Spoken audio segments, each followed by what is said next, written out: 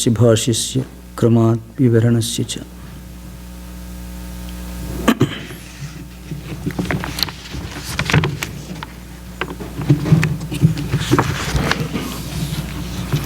Now,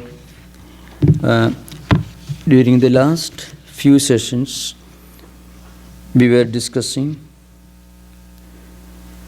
the process of controlling the vrittis, the Nirodha, and we discussed the sutra, 12th sutra of the Samadhipada, that is Abhyasa Vairagya Abhyam Tat Nirodha.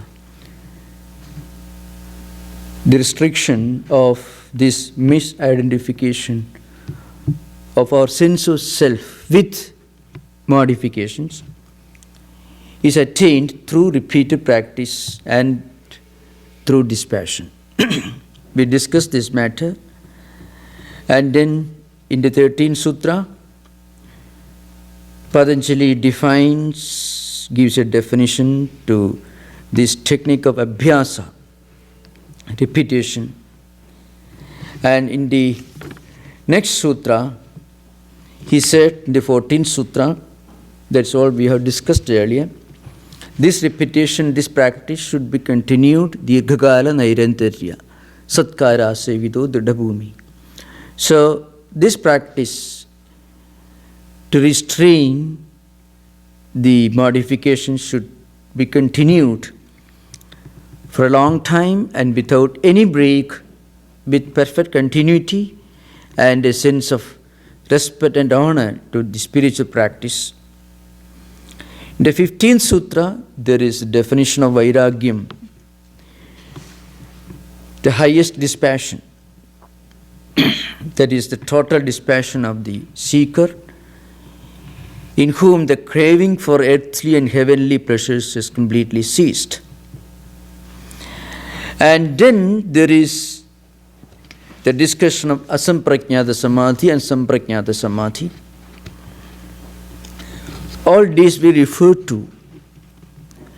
Now please remember, we have been discussing samadhipada. So there is a technical point to be kept in mind. In the sutra text that you buy from the shops, the sequence of chapters is like this. First, Samadhipada, dealing with the highest concentration, Samadhi. Second, the means to attain this Samadhi, Sadhanapada. Third chapter deals with some of the consequences, the results, the byproducts of these spiritual practices, psychological, spiritual powers that accrue as a result of this practice. And the fourth chapter deals with liberation, Kaivalyapada. This is the sequence in the original text. Now, how this happened to be so is a different matter. Most probably, the great commentators who wrote commentaries on Patanjali's Yoga Sutra text must have organized this text this way. But there is another and apparently a much more practical way of organizing the text. If you do it that way, the first chapter will be the means which deals with the spiritual practices that we should take up at the beginning of spiritual life. And then the next chapter deals with the consequences, the results of this practice. And third chapter deals with Samadhi, and fourth chapter deals with the result of Samadhi, which is liberation, which is supreme goal of yoga practice. Now, if you continue the Samadhipada from this stage onwards, you will be dealing with many topics which you will understand properly only if you also study the second and the third chapters, because that's how it is organized. So we have to switch from this point.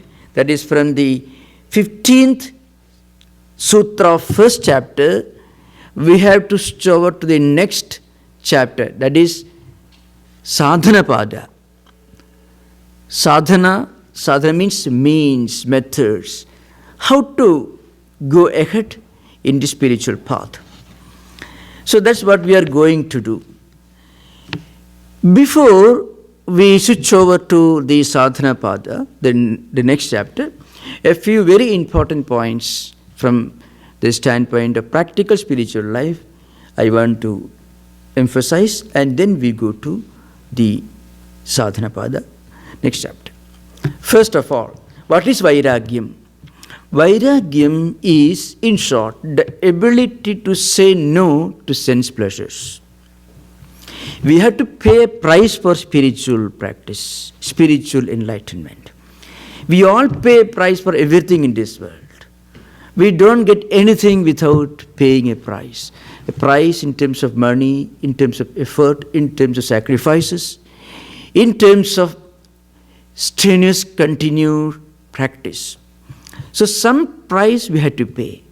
So the first price we have to pay when we take up spiritual life is to acquire the ability to say no to sense pleasures. And again, we all want freedom. Instead of giving complete freedom to the senses, we must be able to restrain this freedom in a creative and constructive manner, so that the energy that is conserved by restraining the senses can be used for spiritual practice. If we want peace of mind, we have to make a decision. And that decision is, we have to pay a price for it. And the price that we have to pay, if we want peace of mind, is the ability to see what is real and the ability to recognize what is unreal, and the ability to recognize and accept certain unpleasant truths of our life, certain unsettling facts and truths. Now, what is the relevance in our own times? As I mentioned earlier, Patanjali says, Abhyasa and Vairagya, continued practice and dispassion, constitute the price we had to pay for getting peace of mind, for achieving yoga. This practice of dispassion is of four types, that is progress in breaking the interconnecting link between our impulses, our memories, and our own activities. When impulses come, memories come, instinctive temptations come, we should be able to restrain our senses, restrain our mind. Now, here the question arises, can we restrain our senses? Can we restrain our mind? It is possible, but it is not easy at the beginning of spiritual life.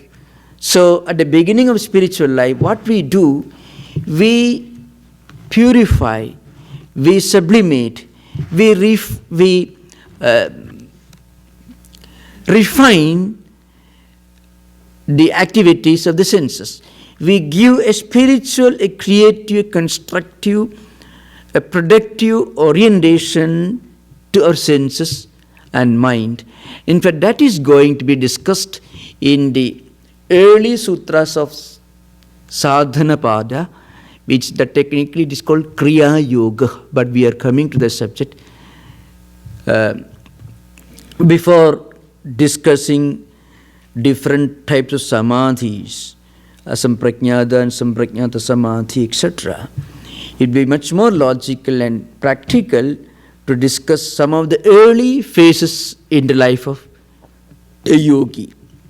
So, there are different types of dispassion. The beginning, the first stage of dispassion, which is nothing but an attitude. We learn from scriptures, we learn from lectures, we read books, and we come to understand that we have to practice dispassion. This is called yatamana, the beginning. And I'm just going through this before we take up Kriya Yoga. The second stage is characterized by the attitude. But slowly our vasanas, tendencies, impressions, vrittis, they are slowly getting exhausted. We feel an onward movement. Well, if we can enjoy spiritual activities, meditation, reading of books on spiritual topics, listening to spiritual music, if we can enjoy, and if our mind tells us that this is a very productive, useful way of spending time, then we have reached this stage. Because many of the vrittis are exhausted, many new samskaras, creative samskaras, constructive samskaras, positive samskaras and vrittis are being created, which counterbalance the effect of negative samskaras. This is called the second stage, called Vairagya. The third stage, we get concentrated. At this stage, we won't allow our senses to seek their objects. We are able to keep the attitude of a witness. The third stage called Ekendriya. And the last Vairagya of dispassion is called Vashikara. That is when we reach the highest stage of this dispassion. Now, after discussing this point, we have to begin this sadhana pada, which is called the second chapter. So, I shall begin this first of all. What is what are the important topics discussed in this second chapter? The first chapter that we discussed earlier, at least the 15 sutras of the first chapter, what is called Samadhi Pada, or the chapter dealing with highest concentration, is meant for spiritual seekers of a very high order, those who have a composed mind. So this high ideal is now presented by Patanjali. In the first 15 sutras of Samadhi Pada, he deals with the definition of yoga, yogaha chittavritti nirodha. Every day, every moment, impulses, ideas, objects arise all around us. Our senses drag our mind towards these objects, and we identify ourselves with these objects. So we feel anxious, we feel exhausted, we feel happy, we feel unhappy, we lose our mental balance, we suffer from anxiety neurosis, we are worried about what will happen tomorrow. We are always drawn in between yesterday and tomorrow. That is a point that may need some elaboration. Can you imagine really, is there such a thing as tomorrow or yesterday? Strictly speaking, there is neither tomorrow nor yesterday. The only thing that is real is the present. That's a reality. The past we experienced only as present. The future also we are going to experience only as present. Then is there such a thing as tomorrow, future, or past? But then, what happens in our daily life? For the most part, our mind is always worrying about certain things that happened in the past. And mind is also worrying about certain things that we fear could happen tomorrow. Both are unreal. For a yogi, over the highest man of spiritual realization, there is neither tomorrow nor yesterday. It is an eternal present. Now, for such a person, there is no misidentification with the emerging vrittis all around. That's called the state of witness. If we can reach this highest state of witness-ship, then whatever happens around, we won't run away from, but we won't be swept off our feet by their force or influence. We won't be too anxious about what happens tomorrow, and we won't be too much worried about what happened yesterday, which means vrittis do not arise. When vrittis cease to exist, it is an eternal presence, devoid of the past and also the future, neither yesterday nor tomorrow. This is the state of the highest samadhi state. And this is the state where there will be no vrittis, no misidentification. But again, this is a state to be achieved. At the beginning, this is not a reality for us. This is only a concept, an idea. Mentally, we think that is the goal to be achieved. Sometimes, I know this is being done in some meditation centers. People are asked to imagine that you have no problem. You imagine that you have no problem. You imagine that you are going to succeed.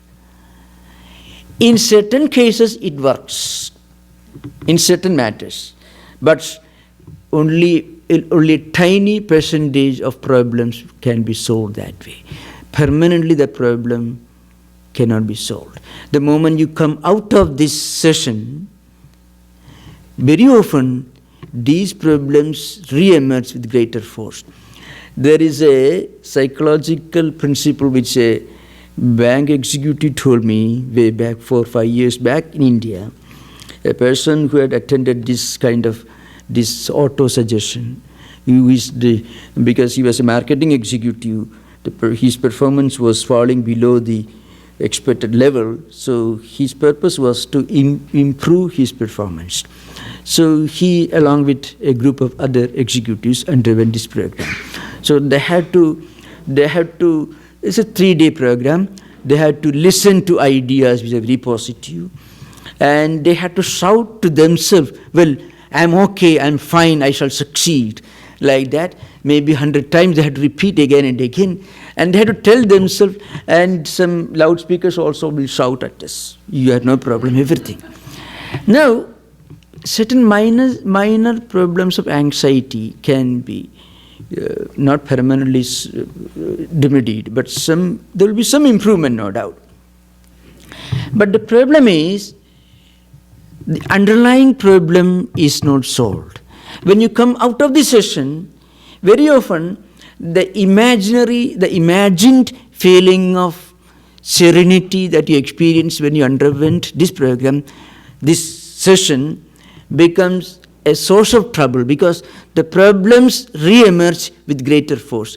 Really, there is no greater force, but for some time you were relieved of, or you were unaware of this problem. When the problem really emerges, it appears to be much more potent, much more serious. But people would tell you it had a result because they had paid maybe $1,000 for the session. And if you go and tell somebody, well, I paid for $1,000 for 3-day session and you didn't get any benefit, people call you a fool. But nobody wants to be called a fool.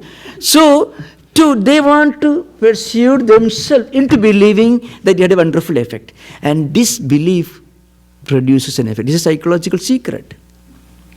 They paid $1,000 for 3-day session, and really it was only an imaginary solution.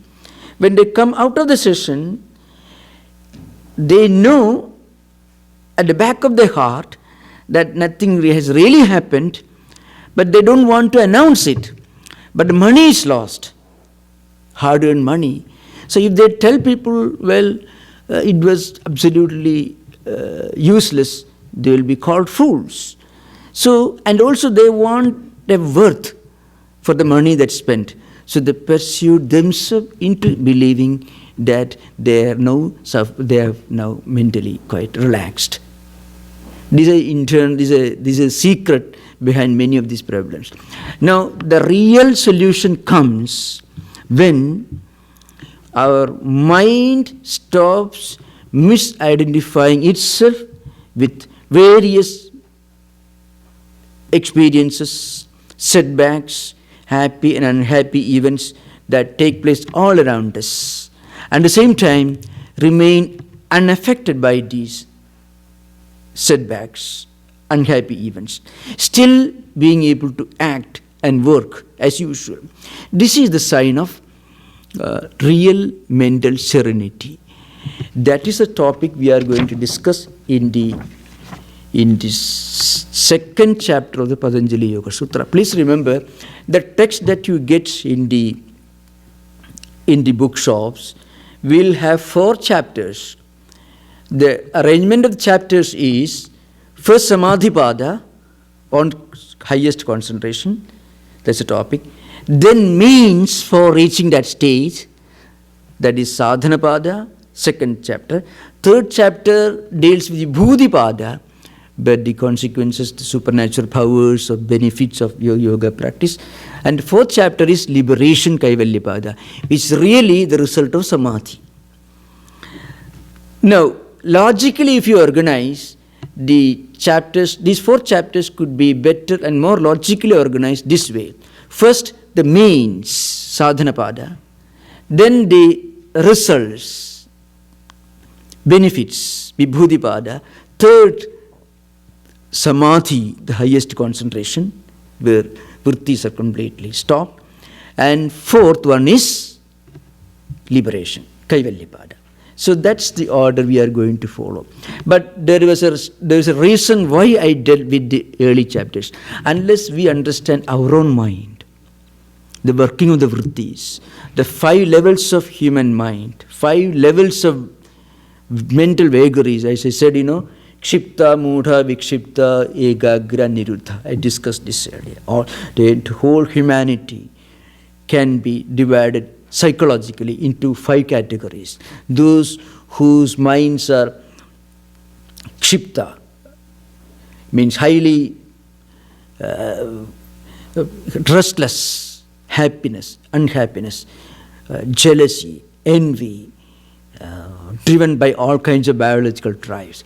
Second stage is Mudha, stupefied, infatuated by some undesirable tendencies.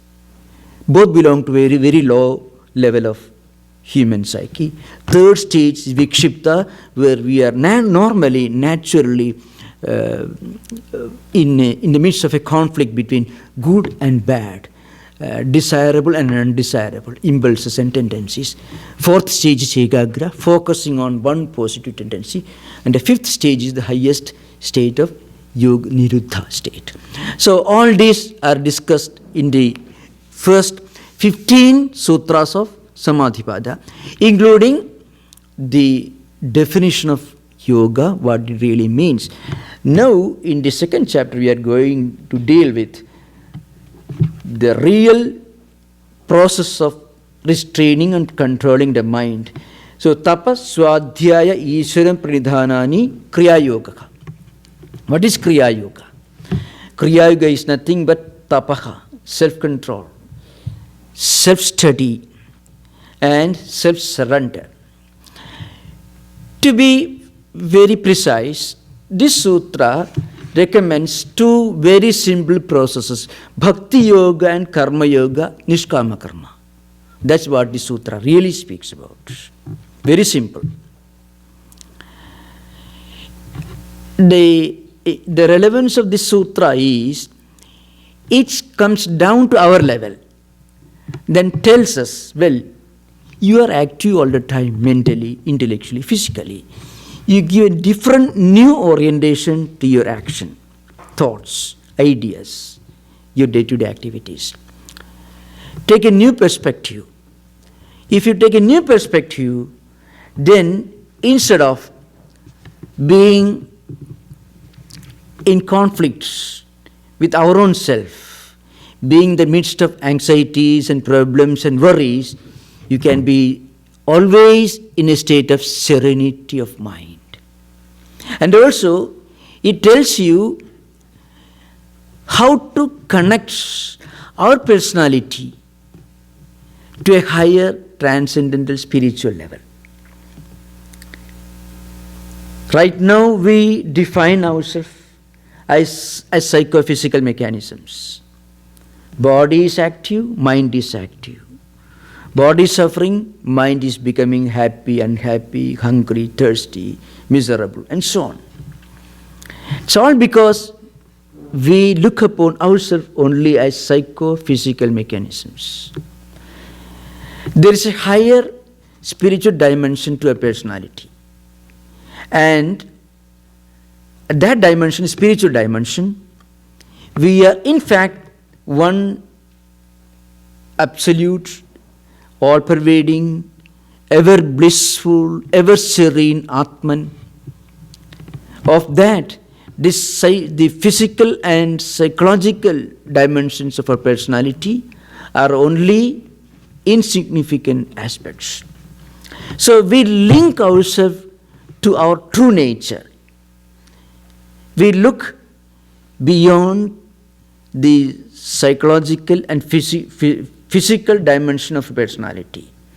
In fact, that is what is recommended here.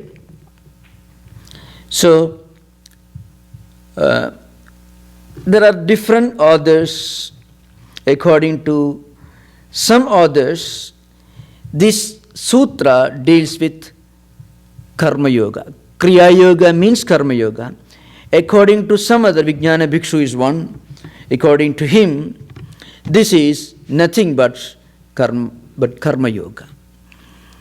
In the Gita, there is a sloka, Arurukshor mune yogam karma karanam uchyate yoga rudhasya tasseva shamak karanam uchyate. Spiritual seekers are divided into two categories.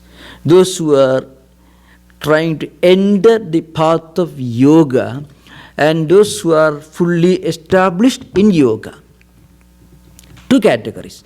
Arurukshu is a person who wants to take to a life of yoga, who wants to practice yoga. And Arudha is a person who is fully established in yoga.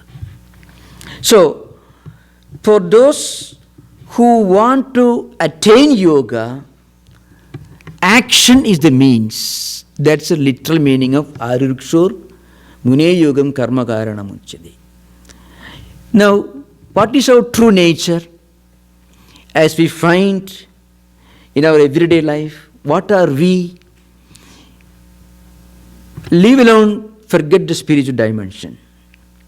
Apart from that, as we find ourselves in everyday life, we are psychophysical entities. We work, we think, we suffer, we enjoy.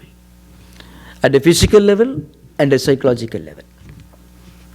So, mind and the five senses of perception are automatically active.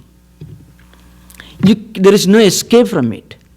Even if you sit quiet in an armchair, you are intensely active mentally. In the Gita, it says, Nahika sikshanamabi jadu tishtati akarma krita karyadehi avashak karma sarva pragadijaihi gunaihi. Gita says the 3rd chapter. You cannot keep quiet even for one split second, physically and psychologically.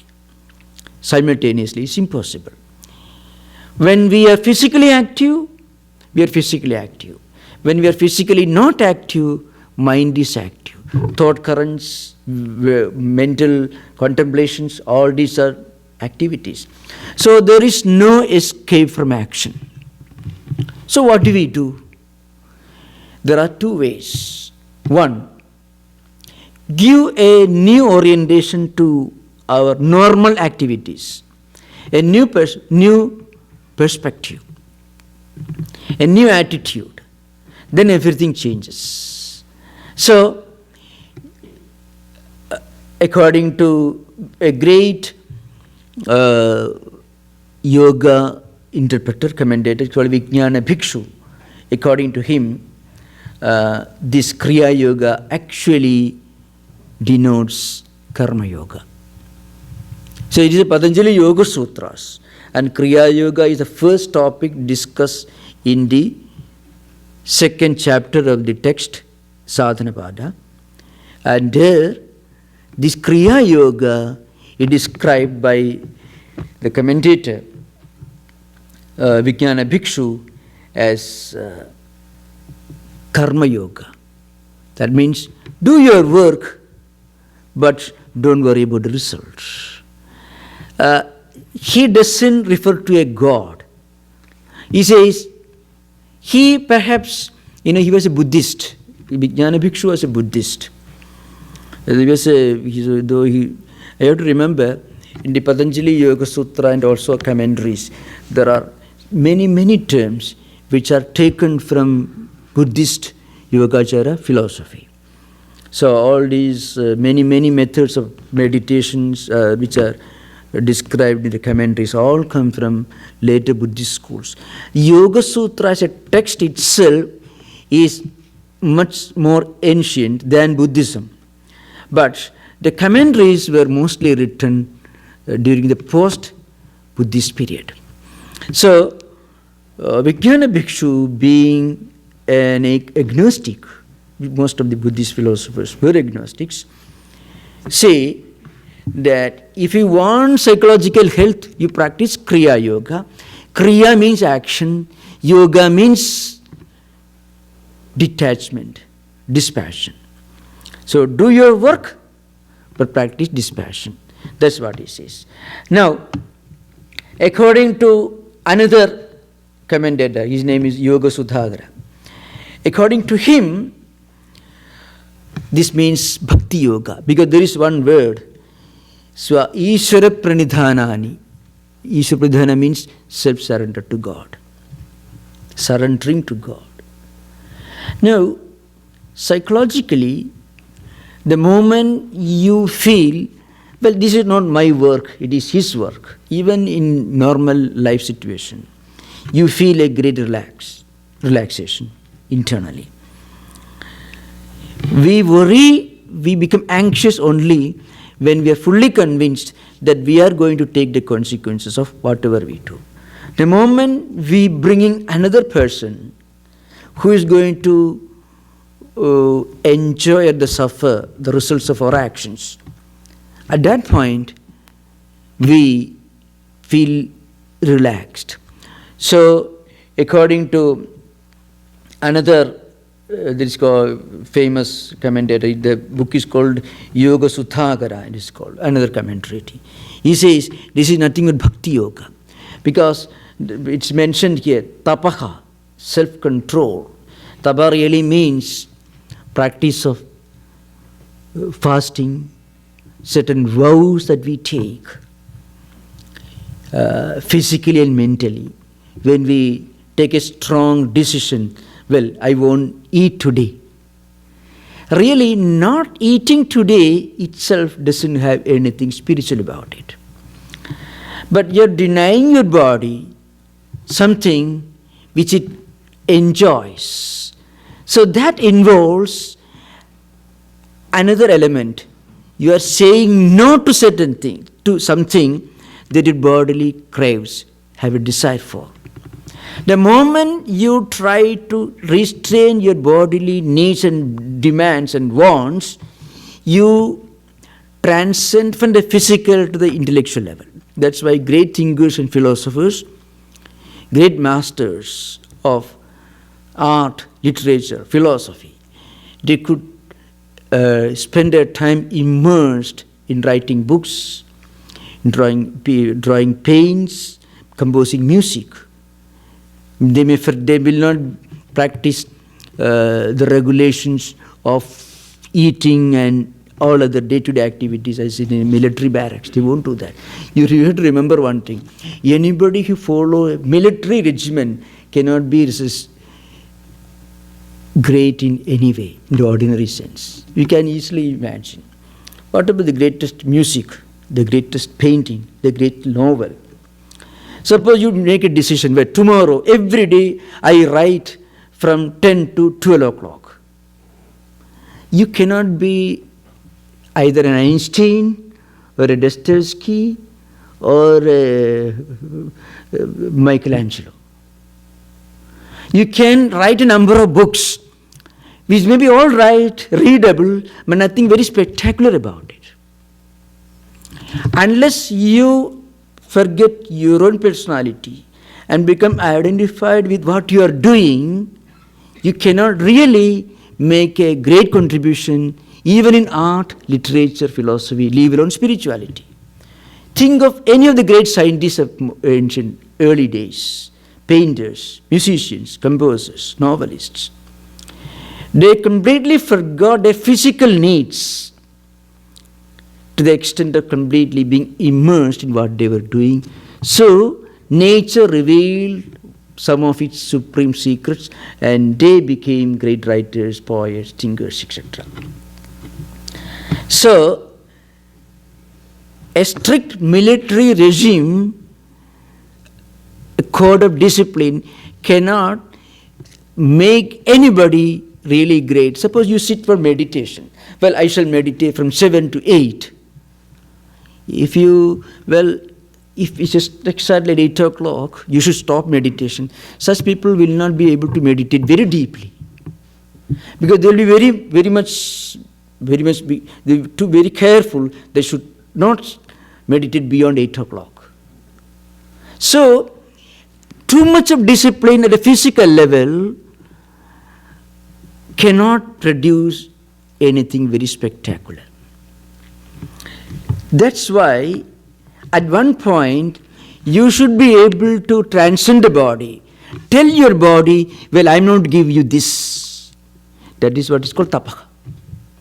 But Tapah chittaigagram manat Tapah, it is stated here. One definition. The other definition is practice of vows, practice of fasting, silence, all these practices. I mean, saying no to some of our daily obsessive routine activities helps you to go beyond the physical level. See, silence. Silence also is a great discipline. But there are two types of maunam, Mauna literally means contemplation. Deep contemplation is one aspect of real implication of mauna. So, mananat munihi, maunat munihi. So, deep contemplation is real silence. Contemplation on the higher truth. Otherwise, the mind you'll be silent, you won't be speaking anything. So, I know some people make a telephone call, oh, today I'm observing silence. So, what are the news now? You ask questions. Sometimes we see this for fun. So, mind is, or even if you don't physically speak, mind is full of thoughts and ideas. There also, it is not silence. So, real silence is silencing the thought process. And before we silence the thought processes should be given a God word, a spiritual orientation. That is what is called Tapah. Svadhyaya means reading scriptures properly. One's own reading, not out of compulsion. If you are going to write a thesis and we have to read some Upanishads or spiritual Bible, that will not become Svadhyaya. One's own effort with a sense of sanctity and sacredness. We read books which teach about highest spiritual liberation, highest spiritual attainment, with meaning and contemplation. That is called Svadhyaya. All these can be practiced if you practice Karma Yoga, but becomes much more easy if you practice Bhakti Yoga. Ishvara-pranidhana means self-surrender. So, a feeling of surrendering to God. In fact, the concept of surrender in Bhakti tradition, in devotional heritage tradition, has got 6 important elements. So, this is sloga which Ramanuja quotes, that is, Anugulyasya sankalpaka pradigulyasya varjanam rakshasyadevi vishwasaka goptrutva varanam tatha atma niksheba karpanne shadvidha sharanagati. So what is prapatya sharanagati? First, give our mind a positive turn to a spiritual idea, spiritual life. So all thought currents that emerge in the mind should be positive and spiritually helpful. Because if we don't read books which speak and teach about spiritual ideas, and if we read novels and other thrillers, what happens? Mind will be always thinking about those ideas. So that's why reading is very important. Maybe in modern times it's much more important. So, the first important point in self-surrender, Bhakti Yoga, is that one should fill his or her mind with positive, spiritually helpful thought currents and ideas. Second part is we must avoid any negative or spiritually harmful thought currents. This is possible only if we feed our mind with positive ideas, positive thought currents. Mind is being fed every moment by the five senses which go out to the external world, bring ideas, images, visions and concepts, and constantly feeding the mind with these ideas. So what we see should be good. What we hear should be good.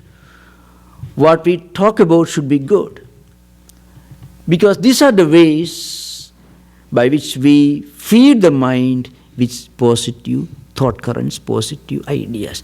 That's why the Svadhyaya is mentioned here. Svadhyaya means self-study. Study of spiritually helpful books. Maybe listening to lectures also can be some kind of a study.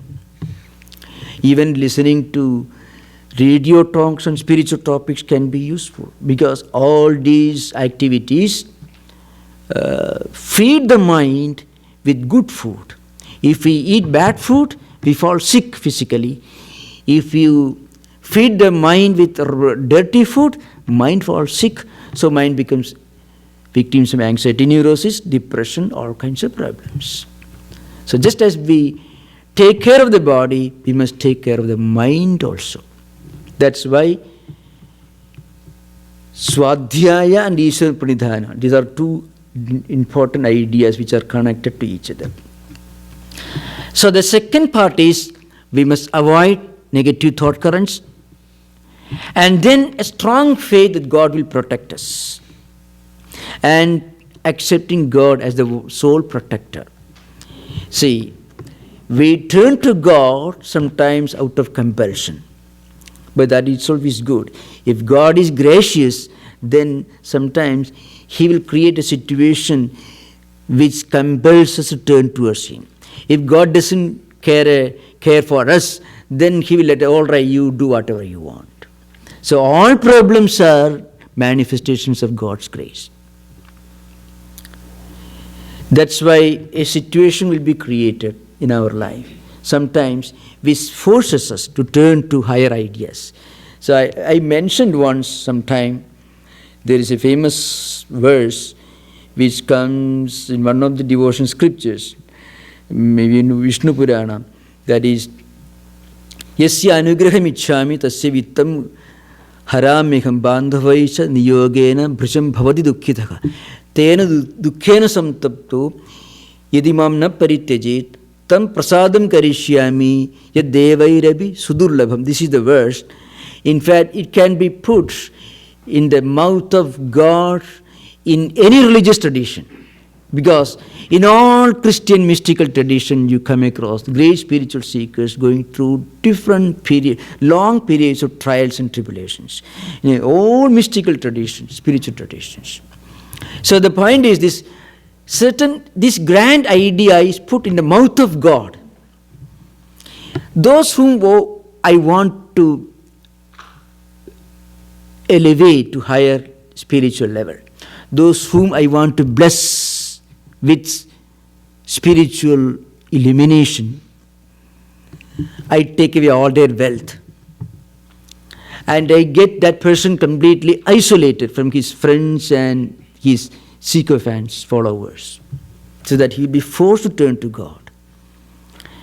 And in spite of this miserable condition, he has become a pauper and is totally isolated. Still, if that person continues his search for spiritual growth, then as reward, I will elevate him to such a high position that he will become an envy of angels. Even angels will be jealous of him, because I will elevate him to such a high position of spiritual attainment. This is God's promise. So there's a Goptrutva Varanam Tadha, the fourth part, the fourth aspect of self-surrender. And then we must have a sense of complete self-resignation to God and a total contempt for bodily sensory pleasures. If we can have this, then our whole life takes a new turn. And this, according to Patanjali, is the first creative step towards spiritual growth. So, the same idea you find in another text, Kathopanishad, you find. There is a wonderful imagery. A person who has succeeded in restraining the senses, in saying no to sensory pleasures, is trying to liberate himself from the tyranny of the senses, the worldly pleasures. Such a person will reach the goal. So life is compared to a journey in a chariot. Atmanam radhinam viddhi, shariram radhamevacha, buddhidnu saradhim viddhi, manapragrahamevacha. You think of our life like a journey in a chariot. Horses are like senses. And then the path, the road is the sense objects. And then the reins with which the rider controls the horses is mind. The rider, the driver of the chariot, is intellect. And the owner, the resident, the one who is traveling the chariot, is ourselves. If we can control the horses with the help of a mind which is trained, then the horses will take the chariot through a safe route. If the horses are very strong, the mind, the reins weak, mind is weak, or the chariot driver is incompetent, what happens? We may not reach the destination. Maybe the horses may take us over a precipice or may hit against a rock. So life will be lost if we don't control the senses and mind. Life becomes a spiritual journey to spiritual destination if we can train the mind properly so that it controls the horses and the horses take us along a safe route. This is, in fact, this technique of taking the chariot through a safe route is what is meant here by the word Kriya Yoga, which is the first topic mentioned, definition and topic mentioned in the first sutra of Sadhanapada. So we'll continue the discussion in the next class. Thank you. Here, before we start our interaction, I should deal with one topic. There are a few letters, but one of our students, spiritual seekers who are, some of them who are watching this program from outside, has written a letter. The question is this: it seems that cooling influences are what we want for the mind. What do they do for us? And if that's true, and since we are discussing the modification of samskaras, would you in some upcoming Friday talks mention what are cooling influences for the mind? Okay. Now, in fact, that's what we are discussing now. The mind right now, the mind may not be in a state of serenity and peace. Mind may be agitated, anxiety, neurosis, depression, full of conflicting thought currents and vrittis and modifications, fighting against each other. So mind becomes anxious, becomes agitated. So any kind of spiritual practice will have a cooling effect on the chittam, mental system, mind stuff. Any good action, prayer is one, meditation is one. Meditation may not be easy for people whose minds are naturally agitated. For such seekers, prayer is the most appropriate method. Prayer and contemplation. Prayer in solitude, not congregational prayer. Prayer in solitude with an attitude of complete resignation to God is the most most appropriate counter method to cool the agitated mind. And if it is appropriate, mention what influences might heat the mind so I can recognize and avoid this danger. I mentioned just now, any experience that agitates the mind, visual experience, seeing things, hearing things, any kind of audio, visual experiences, sensory experiences, any experience involving mind in any of the five senses of perception, eyes, ears, sense of smell, sense of touch, sense of taste, all these. If any of those experiences agitate the mind, bring a spiritually harmful tendency or impression or thought current to the mind, it will heat up the mind. It means it makes the mind more agitated. So that's the solution, that's the response to this question. So thank you. Now we will have interaction. Before interaction, an important message. There will be no class next Friday, February the 20th, because we will be preparing for Sri Ramakrishna's birthday the next day on Saturday. So please remember, next Saturday, February 21st, is Sri Ramakrishna's birthday celebration. So all of you are welcome. And we'll be busy making preparations for this grand function on Friday. So there will be no class next Friday, February 20th. The class will continue on Friday, February the 27th.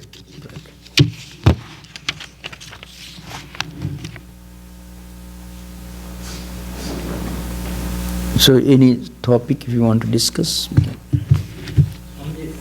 So the karma yoga, they said that it is kind of a bhakti yoga because you have to give your karma to God. Yeah.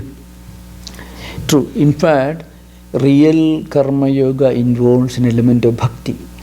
But I was referring to one particular commentator who happened to be a Buddhist who did not believe in a monotheistic God, so he doesn't mention that. But in actual practice, karma yoga becomes more easy and natural when combined with bhakti yoga. It becomes easy.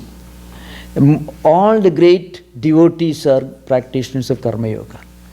And most of the great karma yogins you hear about, read about, were great devotees also. They complement each other. There is no contradiction between them.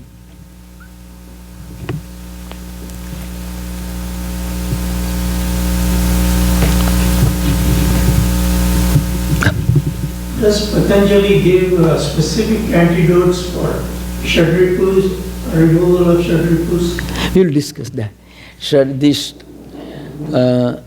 Kriya Yoga is the first step towards purifying the mind.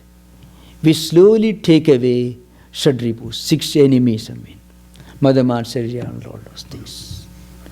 Raga, Dvesha, Mada, Moha, Matsarya, all these will be removed through the practice of devotion, the Ishvara-pranidhana mentioned here, plus total unselfishness.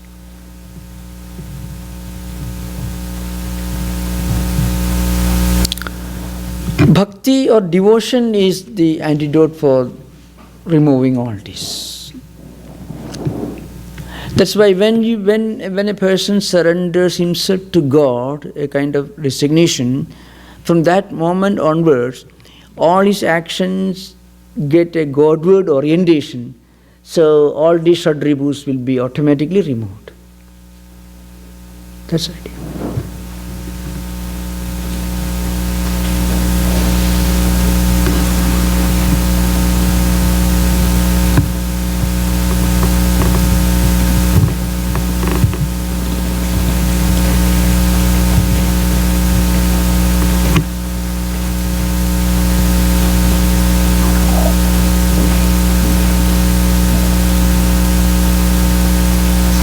So the Samadhi Pada is the first chapter. That is in the text proper. But Samadhi is a state to be achieved by practice of the methods mentioned in the next chapter. But at the same time, some of the very important psychological points I mentioned earlier, the very rational and scientific analysis of human mind in its various aspects, study of vrittis and samskaras, which are very crucial in taking the first step in yoga text, yoga philosophy. They are all described in the early sutras of first chapter, Samadhipada. And then from 15 sutra onwards, it starts dealing with samadhi state, highest state, etc., which is really mentioned in the second chapter as the last of the Ashtanga Yoga. And Ashtanga Yoga is an important topic discussed in the Sadhana Pada. But that comes in the first chapter itself. So for those who have not studied Patanjali's system of philosophy earlier without studying the sutras, it would be difficult to follow. So Ashtanga Yoga and Kriya Yoga, they are the same? No, not same. Kriya Yoga is, Tapah, Svadhyaya, Ishvara-pranidhana. These 3 things together are called Kriya Yoga. And it is dealt with in the first sutra of second chapter. On the other hand, this Ashtanga Yoga is dealt with in the same chapter after some time. Yama, Niyama, Asana, Pranayama, Pratyahara, Dharana, Dhyana, Samadhi. The Ashtanga Yoga. That is also the topic discussed in the second chapter, Sadhana Pada. But if you have to do Tapah, then don't you have to do Ashtanga Yoga? Because otherwise you cannot do Tapah. Well, Tapah, at this stage, Tapah means slowly saying no to the demands of body. That's why it is mentioned here, Upavasa, fasting is mentioned. To transcend the body level, we have to take a strong stand when the body demands so many things. But pampering the body is the best way to get enslaved by the senses. So that's what is really happening,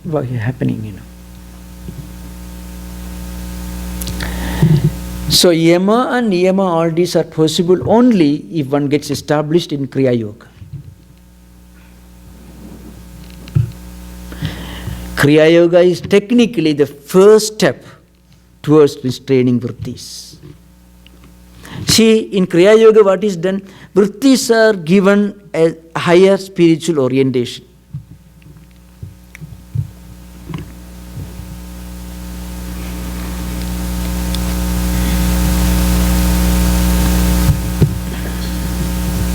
Any more topic for discussion?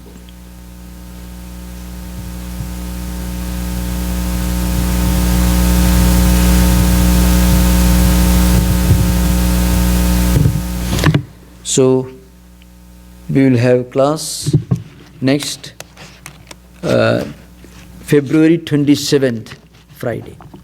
Please remember that. There will be no class next Friday, February 20th. Next class will be on Friday, February the 27th. Thank you.